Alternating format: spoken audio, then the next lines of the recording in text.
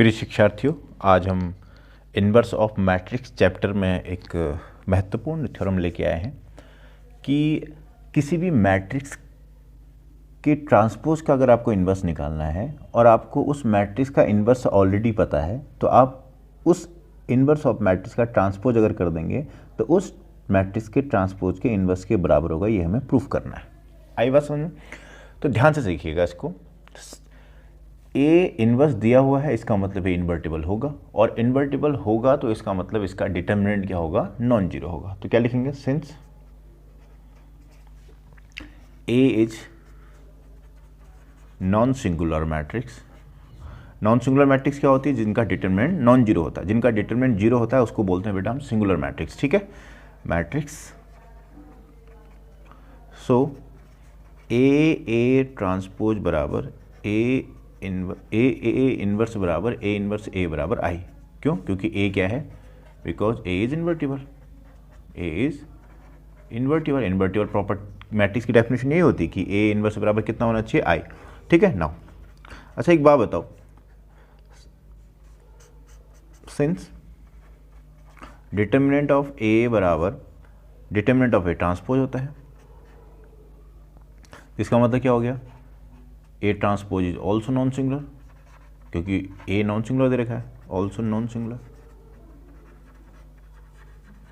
Non singular है, इसका मतलब A inverse is also invertible. ठीक है, इसका मतलब इसका इनवर्स एग्जिस्ट करेगा, इन्वर्टिबल। इसको क्वेश्चन फर्स्ट मान लेता हूं। ठीक है, टेकिंग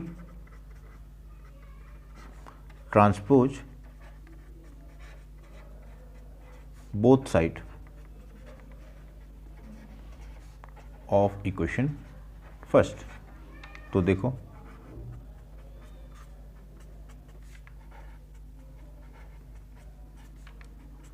ठीक है, कितना आ जाएगा?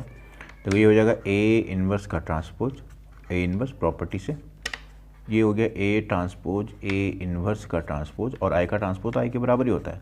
अब जरा आप देखो, ए इनवर्स के ट्रांसपोज को ए ट्रांसपोज से मल्टीप्लाई किया या ए ट्रांसपोज को ए इनवर्स के ट्रांसपोज के साथ मल्टीप्लाई करके आई आ गया, तो यही डेफिनेशन किसकी होती है? इन्वर्टिबल मैट्रिक्स की होती है। तो इसका मतलब ए इनवर्स का जो ट्रांसपोज है वो एक्चुअली में ए ट्रांसपोज का इनवर्स है। मेरी बात समझ में आई? तो ये थ्योरम प्रूफ होगी। इसी प्रकार अगर हम ए इनवर्स का ट्रांसपोज कंजुगेट निकालें और हम ए ट्रांसपोज कंजुगेट का इनवर्स निकालें, ये भी आपका सेम होगा। सिमिलरली ये यानी कि आपकी ये थ्योरम प्रूफ होगी कि यदि ए मैट्रिक्स कोई स्क्वायर मैट्रिक्स आपको दी हुई है और वो स्क्वायर मैट्रिक्स आपकी इन्वर्टिबल है तो उसका ट्रांसपोज भी इन्वर्टिबल होगा, और उसकी जो ट्रांसपोज का इन्वर्स है उस मैट्रिक्स के इन्वर्स का ट्रांसपोज होगा। ये बहुत बेहतरीन थ्योरम है बेटा, इनका उपयोग आप बाद में करेंगे। ठीक है, चलिए अब ये और एक महत्वपूर्ण थ्योरम है कि if A be any square matrix of order n, then adjoint of A transpose बराबर एडजॉइंट ऑफ ए का होल ट्रांसपोज होगा। आप एडजॉइंट ए क्या होते हैं इस बारे में तो आप जान चुके हैं, इससे आप भली भांति परिचित हैं। तो हमें दिखाना है कि एडजॉइंट ऑफ ए का अगर आप ट्रांसपोज निकालो, मतलब आपको कोई मैट्रिक्स दी है उसका एडजॉइंट का आप ट्रांसपोज निकालो, तो आपको कुछ नहीं करना, उस मैट्रिक्स का ट्रांसपोज करो, उसका एडजॉइंट निकाल दो, वो दोनों बराबर होंगे। तो ये निकालने के बजाय आप ए ट्रांसपोज का एडजॉइंट निकाल लो, काम बराबर हो जाएगा। ठीक हो गया, लेकिन इसको प्रूफ करना है। चलिए, ये इंपॉर्टेंट थ्योरम है, कई बार एग्जाम में आई हुई है। Let A be a square matrix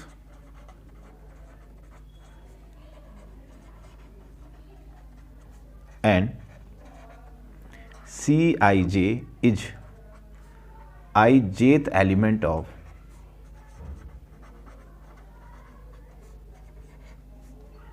adjoint of A का होल ट्रांसपोज। जरा ध्यान से सुनिएगा मेरी बात। मैंने क्या किया? सी आई जे को कोई एलिमेंट मान लिया, आई जेथ एलिमेंट माना एडजॉइंट ऑफ ए के होल ट्रांसपोज, यानी कि C11 कौन सा एलिमेंट है? 1 यानी कि first row first column, C12 first row second column.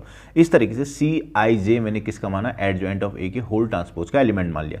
अब लास्ट में दिखाते दिखाते इसी सी आई जे को मैं एडजॉइंट ए के ट्रांसपोज का एलिमेंट दिखा दूंगा, तो इसका मतलब जो एलिमेंट जिस पोजीशन में आपने यहां से लिया वही एलिमेंट उस पोजीशन में यहां है, तो इनका मतलब ये दोनों मैट्रिक्स क्या हो जाएंगी प्यारे बच्चों?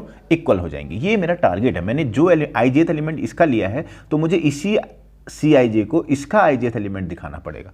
ठीक है, चलिए अभी एडजॉइंट ऑफ ए का ट्रांसपोज हो गया, तो इसका मतलब ये सी I J is J ith element हो जाएगा किसका, जे आइथ एलिमेंट ऑफ किसका बेटा, एडजॉइंट ऑफ ए का, क्योंकि उसका ट्रांसपोज है। ट्रांसपोज का मतलब जो रो में था वो कॉलम में कन्वर्ट हो गया और जो कॉलम में है वो रो में कन्वर्ट हो गया। इतनी बात समझ में आई, ठीक हो गया। उसके बाद क्या आ जाएगा, सी I J is cofactor of I jth element of determinant of ए। कैसे, देखो ध्यान से, अब एडजॉइंट ए, ये जो है सी आई जे जो है जे आइथ एलिमेंट है एडजॉइंट ऑफ ए का, यानी कि ये जो है आई जे आइथ पोजीशन पे है, जे रो और आइथ कॉलम पोजीशन पे है। लेकिन एडजॉइंट ए क्या होता है, एडजॉइंट ए होता है कि ए के एलिमेंट्स के कोफैक्टर से बनी मैट्रिक्स का ट्रांसपोज, यानी कि जो जे आइथ पोजीशन पे ये एलिमेंट है ये एक्चुअली में आई जेथ एलिमेंट का कोफैक्टर होगा। तो क्या आ गया, C I J is cofactor of J I jth element of determinant of A. इसके बाद ठीक हो गया, C I J is cofactor of J ith element of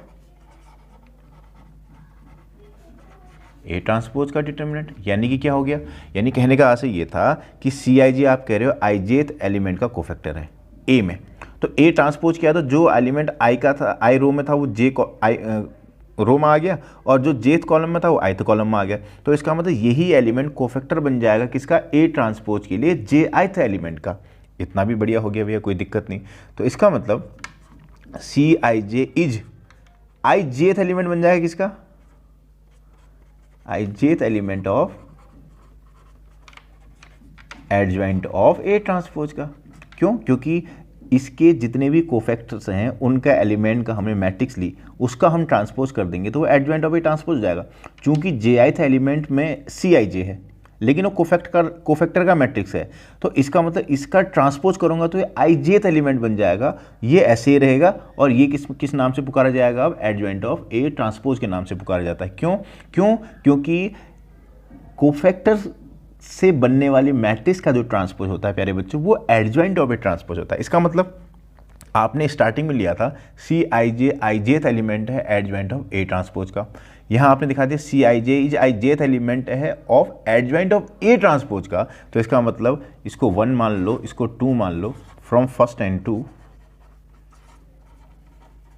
क्या हो जाएगा, इसका मतलब एडजॉइंट ऑफ ए का होल ट्रांसपोज बराबर एडजॉइंट ऑफ ए का ट्रांसपोज हो। ये बहुत ही इंपॉर्टेंट थ्योरम है कि अगर आप पूरे एडजॉइंट का ट्रांसपोज निकालो तो आप जस्ट ए का ट्रांसपोज करके एडजॉइंट निकालो, वो दोनों क्या होंगे, इक्वल होंगे। कभी कभी क्या आता है, वो दे देगा कि एडजॉइंट, जैसे क्या कहते हैं पता है इसका उपयोग कहाँ पर कर सकते हैं, वो बोल देगा कि एडजॉइंट ऑफ ए के होल ट्रांसपोज का डिटर्मिनेंट क्या होगा। चूंकि ये मैट्रिक्स दोनों बराबर हैं और आपको दे देगा, उसने बोल दिया यहाँ पर प्रश्न में आपको दे रहा हूँ, जैसे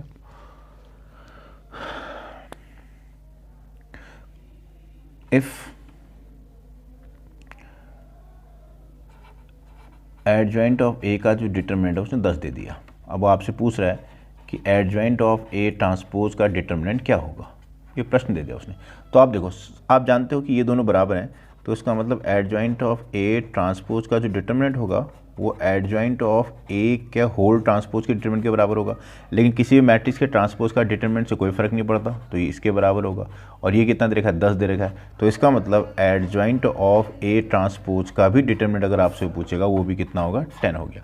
तो इस तरह से हम इनका उपयोग करते हैं, इन थ्योरम्स का, इन क्वेश्चंस का उपयोग हम न्यूमेरिकल क्वेश्चन बनाने के लिए करते हैं। और जो बहुत बेहतरीन एग्जाम होते हैं थोड़ा बड़े स्तर के, वहाँ इसी प्रकार के प्रश्न आते हैं बेटा। ठीक है, अब एक प्रश्न है कि if A is symmetric matrix then prove that adjoint A is also symmetric matrix. देखिए ध्यान से, क्या देखा है, लेट A इज सिमेट्रिक, हमने क्या मान लिया मेरे बच्चों, A क्या है आपका, सिमेट्रिक मैट्रिक्स है, symmetric matrix.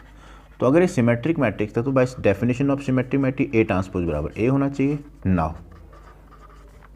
Adjoint of A का होल ट्रांसपोज करें। अब पिछली थ्योरम से हमने इसको क्या प्रूफ कर रखा है, एडजॉइंट ऑफ A ट्रांसपोज, परंतु A ट्रांसपोज तो A के बराबर है, तो कितना एडजॉइंट ऑफ A। तो इसका मतलब this implies adjoint of A का होल ट्रांसपोज बराबर एडजॉइंट ऑफ A आ गया। तो ये दिखने में कैसा लग रहा है, इसका मतलब ये है आपका सिमेट्रिक मैट्रिक्स। क्या मेरी बात समझ में आई बच्चों?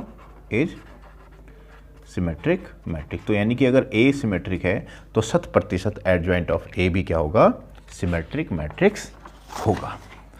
अब एक और प्रॉब्लम है कि अगर आपके पास नल मैट्रिक्स है 0 और आपके पास आइडेंटिटी मैट्रिक्स है, तो उनका जो एडजॉइंट होता है, नल मैट्रिक्स का एडजॉइंट नल मैट्रिक्स ही रहता है और आइडेंटिटी मैट्रिक्स का एडजॉइंट आइडेंटिटी मैट्रिक्स ही रहता है। हमें इसको प्रूफ करना है। तो अगर हम इसके प्रूफ की तरफ रुख करते हैं प्यारे बच्चों, तो हम पाएंगे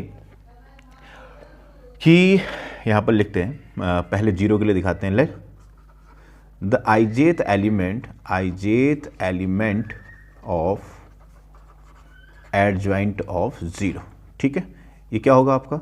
the cofactor of jth element of determinant of O। यानी कि सिंस O में तो आपके पास क्या है? बट क्या लिखोगे? But each element of determinant of 0 is equal to 0। यानी कि हर एक एलिमेंट क्या है? उसका 0 है। नल मैट्रिक्स का आप डिटरमिनेंट निकालोगे, हर एक एलिमेंट के लिए कोफैक्टर निकालोगे तो क्या आएगा? 0 आएगा। Therefore the cofactor of each element of determinant of 0 is 0। This implies adjoint of A equals to 0। क्या समझ में आई मेरी बात? देखो ना, मैं ऐसे एग्जांपल समझाता हूँ। 0 0 0 0 0 0 है। अब आपने क्या किया? पहले वाले को फैक्टर निकाला। पहले वाले को फैक्टर का ऐसे निकालोगे आप, 0 × 0 ये 0 आएगा। दूसरे वाले का निकालोगे वो भी 0 आएगा। तो नई जो मैट्रिक्स बनी वो भी पूरी ऐसी बन गई। अब इसका एडजॉइंट का मतलब इसका ट्रांसपोज करोगे, ये भी ऐसे बन जाएगा। तो समझ में आ रही बात कि जो एडजॉइंट ऑफ नल मैट्रिक्स है वो हमेशा 0 ही होता है। ये पहला वाला प्रूफ था। दूसरे वाले की हम बात करें, अगर दूसरे वाले में क्या करेंगे हम? I बराबर, जैसे मैं मान लेता हूँ 1 0 0 0 1 0 0 0 1 है बच्चों। सेम इसी तरह लैंग्वेज लिखेंगे। अब यहाँ पर जरा मैं इसके हर एक एलिमेंट का अगर मैं कोफैक्टर निकालूँ, matrix obtain by the cofactor of each element. ठीक है, ईच एलिमेंट, हर एक एलिमेंट से हमने निकाला। तो बताओ 1 के लिए आया 1, 0 के लिए 0 0, इस 0 के लिए ये आ जाएगा, देखो फिर 0, इस 1 के लिए अब ये छोड़ दो 1 1 0 0 फिर 1 आ गया बेचारा। इस 0 के लिए, अब इस 0 के लिए ये 2 0 और ये 0 1, तो 0 से इसको मल्टीप्लाई 0 -0 ये भी 0 आ गया। तो अगला ये 0 0 1 आ गया। ये आपका कोफैक्टर की मैट्रिक्स बन गई B। तो ये B ट्रांसपोज जो हो जाएगा ये क्या हो जाएगा? एडजॉइंट ऑफ I हो जाएगा। तो B ट्रांसपोज का मतलब आइडेंटिटी मैट्रिक्स का ट्रांसपोज बेटा आइडेंटिटी मैट्रिक्स ही बनता है ना। तो इसका मतलब कि जो एडजॉइंट ऑफ I होगा वो भी हमेशा क्या होगा? आइडेंटिटी मैट्रिक्स होगा। तो हम लास्ट प्रॉब्लम से हमने ये सीखा कि यदि नल मैट्रिक्स हो या आइडेंटिटी मैट्रिक्स हो, इनका जो एडजॉइंट होता है, इनका एडजॉइंट हमेशा उन्हीं के बराबर होता है।